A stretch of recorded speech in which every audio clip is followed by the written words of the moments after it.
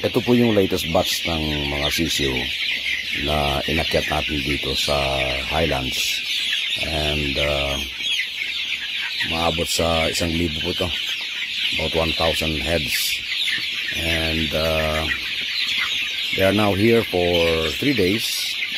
And they seem to have adapted well to the colder climate. And makikita mo, ang palatandaan kasi ng manok na healthy, yung mapula ang palong. So makikita mo yan. Of course, mayroong ibang mga matamlay tulad nun, nakabaluktot.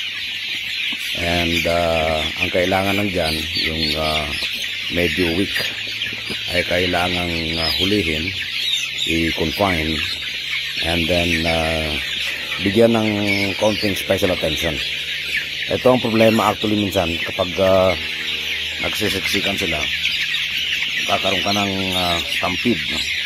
So yung pag maliit, more often than not ay maiipit siya at mamamatay.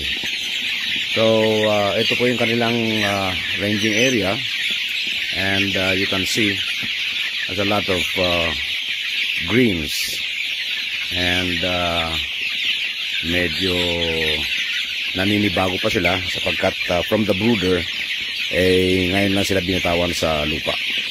But everything looks fine except for few chicks na medyo nag-a-adjust, and maganda ang galaw nila, very encouraging. So makikita natin yung magandang reaction nila sa malamig na climate.